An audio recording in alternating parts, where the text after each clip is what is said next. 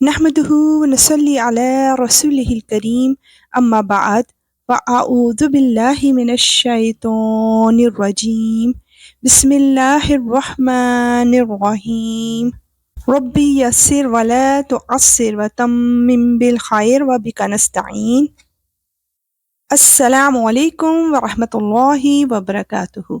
آج الحمدللہ ہماری نیو سورہ سٹارٹ ہو رہی ہے، سورہ شورا۔ ٹرانسلیشن سے پہلے سورہ شورا کا تھوڑا سا تعارف۔ یہ سورہ مکی ہے، ہجرت سے پہلے اس کا نزول ہوا۔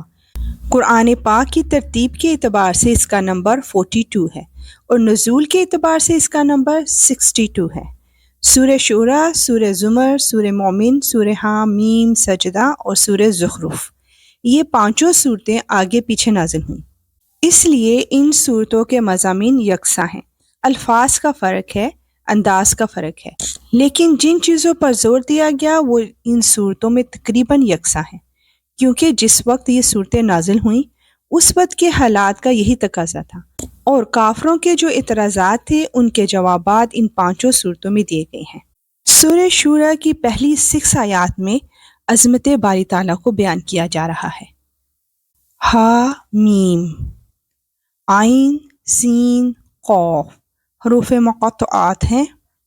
اے پیغمبر، اللہ جو عزیز و حکیم ہے، تم پر اور تم سے پہلے جو پیغمبر ہوئے ہیں ان پر اسی طرح وحی نازل کرتا ہے۔ جو کچھ آسمانوں میں ہے اور جو کچھ زمین میں ہے سب اسی کا ہے، اور وہی ہے جو برتری اور عظمت کا مالک ہے۔ ایسا لگتا ہے کہ آسمان اوپر سے پھٹ پڑے گا اور فرشتے اپنے پروردگار کی حمد کے ساتھ اس کی تسبیح کر رہے ہیں اور زمین والوں کے لیے استغفار کر رہے ہیں۔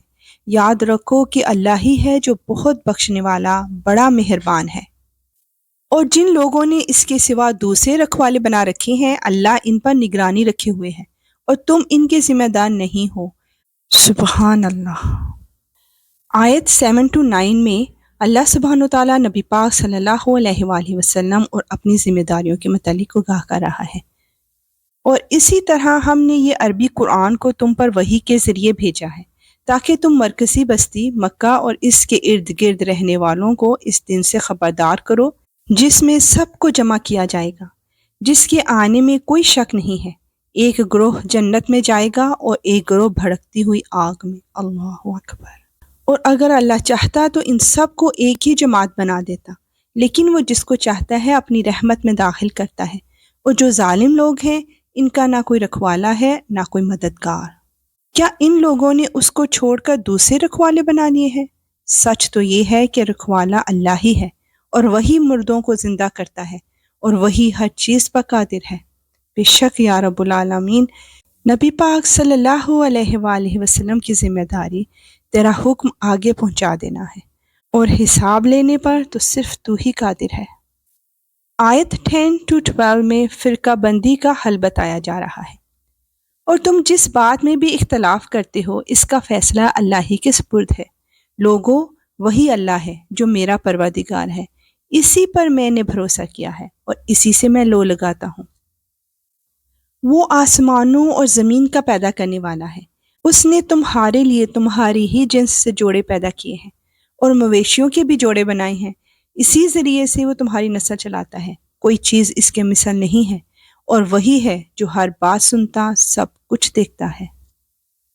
آسمانوں اور زمین کی ساری کنجیاں اسی کے قبضے میں ہیں، وہ جس کے لیے چاہتا ہے رزق میں وسعت اور تنگی کرتا ہے، یقیناً وہ ہر چیز کا جاننے والا ہے۔ بے شک یا رب العالمین تو ہر چیز کا حاکم ہے۔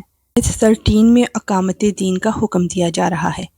اس نے تمہارے لیے دین کا وہی طریقہ طے کیا ہے جس کا حکم اس نے نوح علیہ السلام کو دیا تھا، اور جو اے پیغمبر ہم نے تمہارے پاس وحی کے ذریعے بھیجا ہے، اور جس کا حکم ہم نے ابراہیم علیہ السلام، موسیٰ علیہ السلام اور عیسیٰ علیہ السلام کو دیا تھا کہ تم دین کو قائم کرو اور اس میں تفرقہ نہ ڈالنا۔ پھر بھی مشرکین کو وہ بات بہت گرا گزرتی ہے جس کی طرف تم انہیں دعوت دے رہے ہو۔ اللہ جس کو چاہتا ہے چن کر اپنی طرف کھینچ لیتا ہے، اور جو کوئی اس سے لو لگاتا ہے اسے اپنے پاس پہنچا دیتا ہے۔ سبحان اللہ، الحمدللہ۔ آیت 14 میں اہل کتاب کے اختلافات کی وجہ بیان کی جا رہی ہے۔ اور لوگوں نے آپس کی عداوتوں کی وجہ سے دین میں جو تفرقہ ڈالا ہے وہ اس کے بعد ہی ڈالا ہے جب ان کے پاس یقینی علم آ چکا تھا۔ اور اگر تمہارے پروردگار کی طرف سے ایک معین مدت تک کے لیے ایک بات پہلے سے طے نہ ہوتی تو ان کا فیصلہ ہو چکا ہوتا، اور ان لوگوں کے بعد جن کو کتاب کا وارث بنایا گیا ہے وہ اس کے بارے میں ایسے شک میں پڑے ہوئے ہیں جس نے انہیں خلجان میں ڈال رکھا ہے۔ آیت 15 میں حکم دیا جا رہا ہے کہ اقامت دین کے مشن پر ڈٹے رہو، لہٰذا اے پیغمبر تم اسی بات کی طرف لوگوں کو دعوت دیتے رہو اور جس طرح تمہیں حکم دیا گیا ہے اسی دین پر جمے رہو، اور ان لوگوں کی خواہشات کے پیچھے نہ چلو، اور کہہ دو کہ میں تو اس کتاب پر ایمان لایا ہوں جو اللہ نے نازل کی ہے، اور مجھے حکم دیا گیا ہے کہ میں تمہارے درمیان انصاف کروں۔ اللہ ہمارا بھی رب ہے اور تمہارا بھی رب، ہمارے اعمال ہمارے لیے اور تمہارے اعمال تمہارے لیے، ہمارے اور تمہارے درمیان اب کوئی بحث نہیں۔ اللہ ہم سب کو جمع کرے گا اور اسی کے پاس آخر سب کو لوٹنا ہے۔ سبحان اللہ۔ اب آیت 16 میں اقامت دین کی جدوجہد سے گریز کرنے والوں کا انجام بتایا جا رہا ہے۔ اور جو لوگ اللہ کے بارے میں بحثیں نکالتے ہیں جبکہ لوگ اس کی بات مان چکے ہیں، ان کی بحث ان کے پروردگار کے نزدیک باطل ہے اور ان پر اللہ کا غضب ہے اور ان کے لیے سخت عذاب ہے۔ اللہ اکبر۔ نیکسٹ 2 آیات میں نزول کتاب اور شریعت کا مقصد بیان کیا جا رہا ہے۔ اللہ وہ ہے جس نے حق پر مشتمل یہ کتاب اور انصاف کی ترازو اتاری ہے، اور تمہیں کیا پتا شاید کہ قیامت کی گھڑی قریب ہی ہو۔ جو لوگ اس پر ایمان نہیں رکھتے وہ اس کے آنے کی جلدی مچاتے ہیں، اور جو لوگ ایمان لائے ہیں وہ اس سے سہمے رہتے ہیں اور جانتے ہیں کہ وہ برحق ہے۔